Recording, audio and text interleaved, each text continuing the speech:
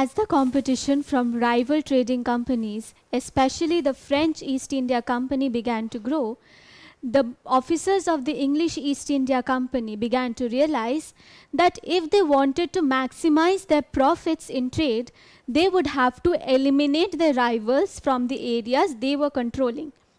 And to do this, they realized that gaining political control of these areas was necessary. And the British started this endeavor of theirs from Bengal. The British realized that Bengal was their most important trading center, more important than any other trading center on the western coast of India. In fact, when the British first came to India, they set up their first trading station at Hooghly in 1615. Soon after, they fell into trouble with Aurangzeb for not following trade restrictions in India. This conflict led to the Anglo-Mughal War of 1686 to 1690. This time, Aurangzeb had a much powerful army at his disposal. Thus, he was easily able to defeat the British. Here you can see an image of a British officer asking for forgiveness after the English East India Company was defeated at the Anglo-Mughal War of 1686 to 90.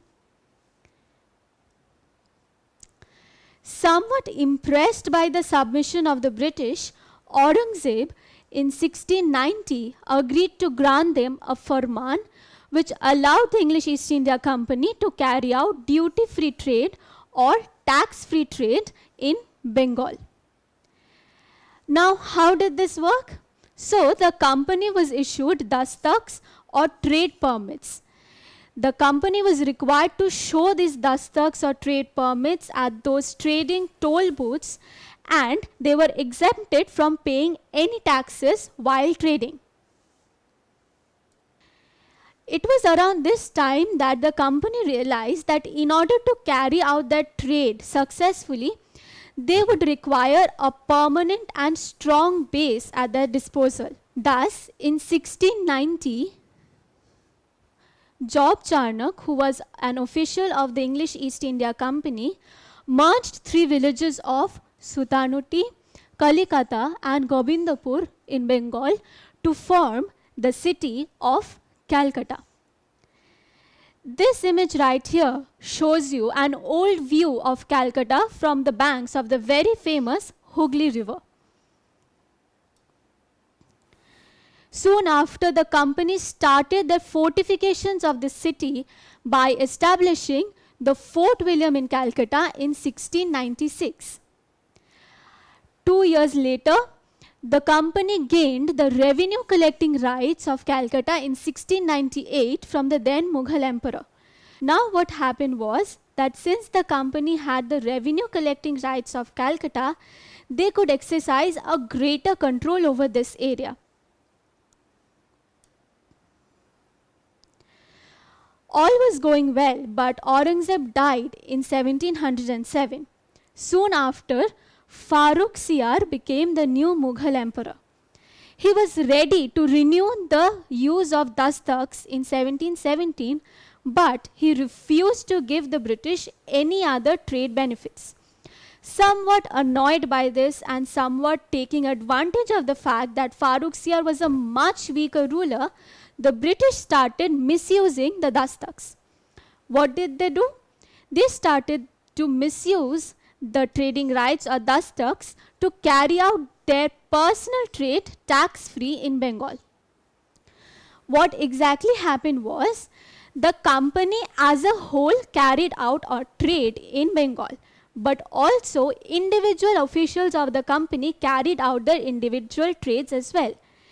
Now the individual members of the company started to use these tax permits to exempt themselves from paying taxes while carrying out their own trade and not the company's trade as a whole. This naturally meant that the Bengal treasury was receiving even less money than it was receiving before. Thus, as you can understand, the relationship between the English East India Company and the Nawab of Bengal became strained. From then onwards, the Bengal Nawab Murshid Quli Khan and his successor Alivardi Khan began to keep a strict watch on the British activities in Bengal. However, the company continued to disregard the Bengal Nawab's orders.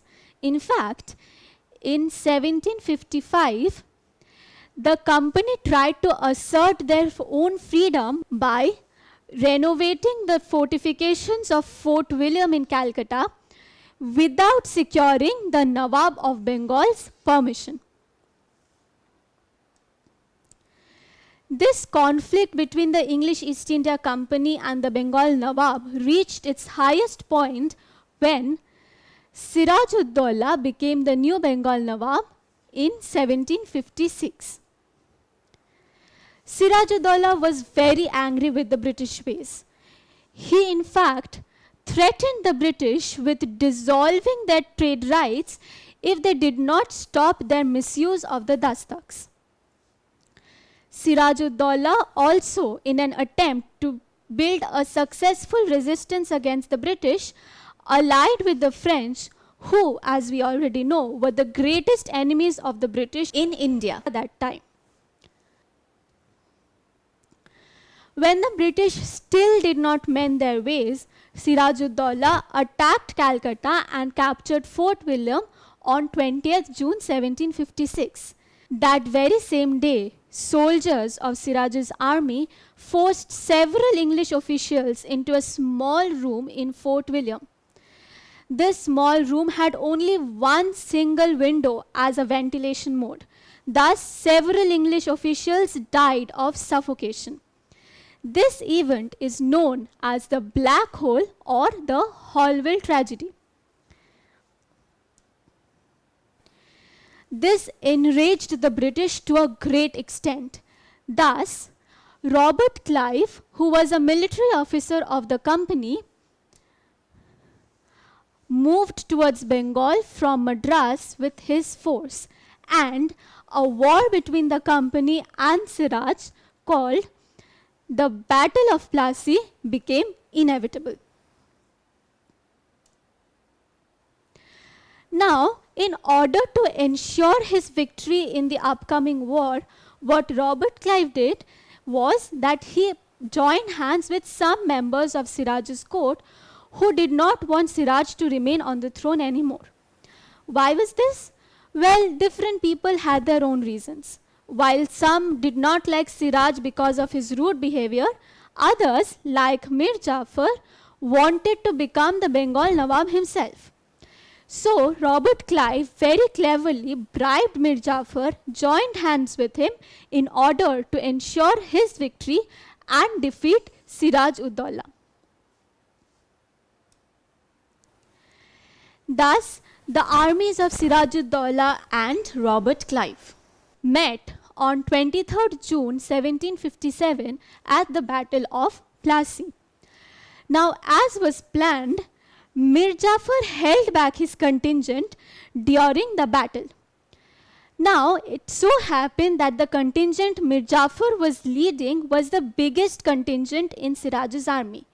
Now, when the biggest contingent of Siraj's army was not fighting, his forces became very weakened and the British were able to defeat him. This portrait shows you a meeting between Robert Clive and Mir Jafar after the end of the Battle of Plassey.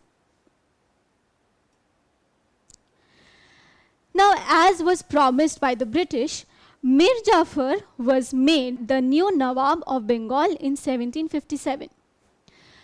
But it turned out that he became a puppet ruler in the hands of the British. This simply meant that even though Mir Jafar was the Nawab of Bengal in name, he and all decisions taken by him were actually controlled by the British. Mir Jafar soon realized that in order to hold on to his position as the Nawab, he had to keep satisfying the British demands. So, Mir Jafar had to give the company huge sums of money. the zamindari or revenue collection control over the district of 24 Parganas and renewed their right to free trade. In fact, Robert Clive himself received control over a big jagir from Mir Jafar. Now what happened was, after the British gained control over Bengal, they changed their economic policy a little bit. How? Well, previously, the English East India Company was bringing wealth from Britain to buy Indian goods. Now, after they were securing and extracting a lot of wealth from Bengal, they used this wealth to buy Indian goods. This meant that Indian goods were now bought with Indian money and it did not receive an additional income from Britain. The Battle of Plassey not only made the company an unchallenged political force in Bengal, but it also made them the strongest trading force in India, more than any other trading company in India that time. Thus, after the Battle of Plassey ended in 1757, we can say that Bengal became a British territory. Now, as it turns out, after some time, Mir Jafar was unable to drain the state treasury anymore to satisfy the British. The company thus replaced Mir Jafar with his son-in-law, Mir Qasim, who became the new Nawab of Bengal in 1760. Just after becoming the Nawab of Bengal, Mir Qasim gifted the British the control over Burdwan, Midnapur and Chittagong districts. As it turns out, Mir Qasim proved to be even more vulnerable to British demands. He continued to provide more economic benefits to the British. Now, he did so partly because he thought that if he gave more economic benefits to the British would stop their misuse of the dastaks and the Bengal treasury won't be drained that much. But it did not happen that way. The British continued their misuse of the dastaks. Now, what happened was, Mir Qasim, seeing no other way to control the British, adopted a very intelligent strategy.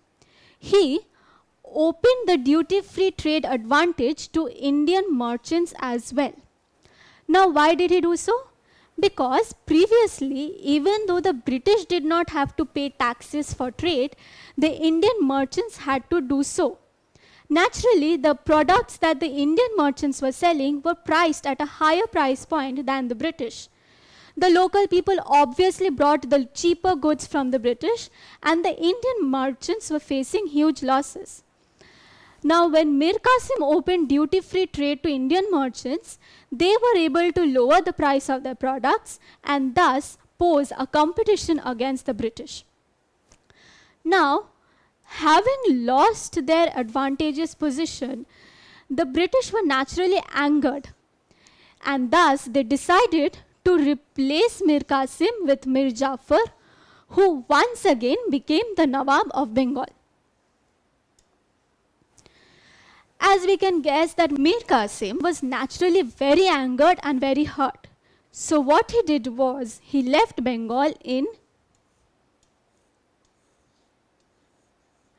1763 and formed an alliance with Shuja-ud-Dawla, the Nawab of Awadh, and Shah Alam II, who was the then Mughal emperor. These three people allied themselves against the British, and they wanted to make a final attempt to remove the company's control over Bengal.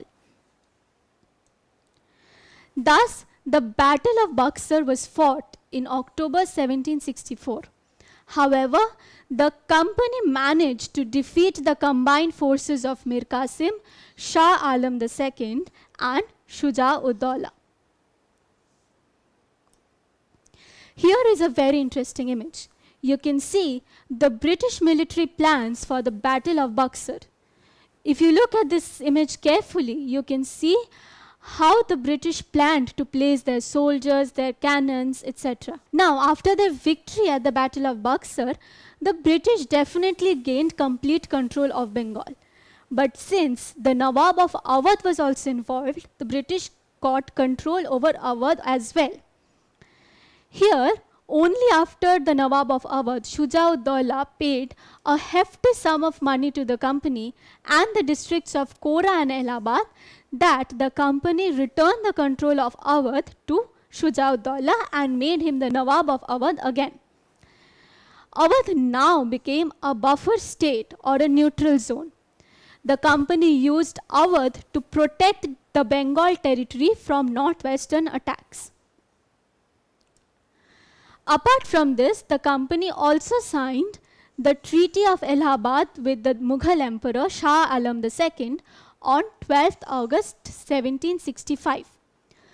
According to the terms of this treaty, Shah Alam II granted the Diwani or revenue collecting rights of Bengal to the company. In return, the company agreed to pay an annual tribute to Shah Alam II and handed over the districts of Kora and Allahabad to him. Thus, with this treaty began the formal rule of the British in India. Now, why are we saying that formal rule began now? Because after Battle of Plassey, the British had virtual control over Bengal. But it was only with this treaty that they gained official revenue collecting rights and the right to administer that territory. Now, as a result of this treaty, a system of dual government came into place in Bengal. So what did it exactly entail?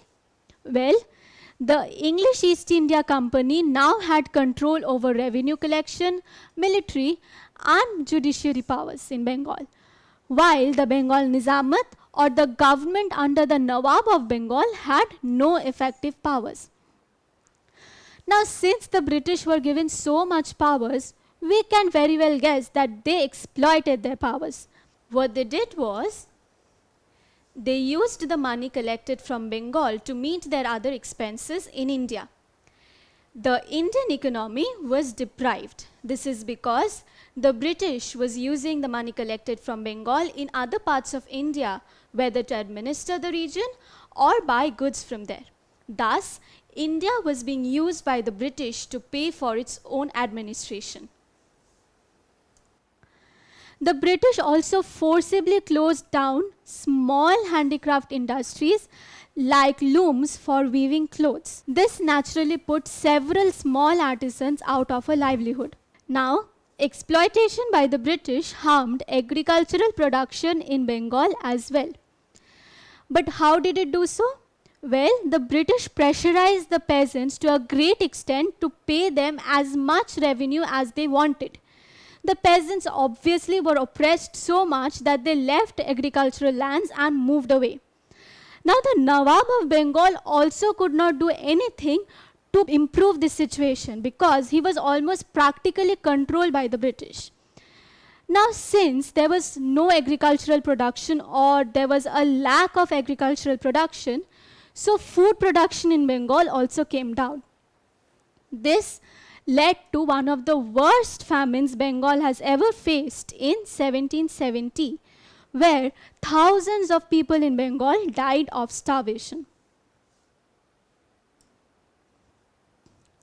However, it was this famine that urged the British officials to check their ways. The British realized that they can't continue like this, for it was creating a bad name for them outside. And secondly, they were not being able to make profits when production in an area was coming down.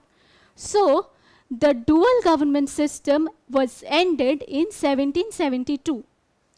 The post of the Nawab of Bengal was abolished and the British took over complete control and responsibility of the region, and Warren Hastings became the first Governor General of India. Thus, we can say that while the Battle of Plassey injected the British into Bengal politics, it was the Battle of Buxar that confirmed its control over this region. Don't forget to subscribe to our channel and hit the bell icon. You can also register for free at deltastep.com or download the DeltaStep app to get access to all our 5,000 plus amazing videos as per your school syllabus. Master each topic with our adaptive practice technology. Get million plus questions with step-by-step solutions and unlimited mock tests. Get all your doubts resolved instantly. Learn via games and win amazing prizes like PlayStations and iPads. So, at DeltaStep, learning is not just fun and easy, it is rewarding too. So, register for free now.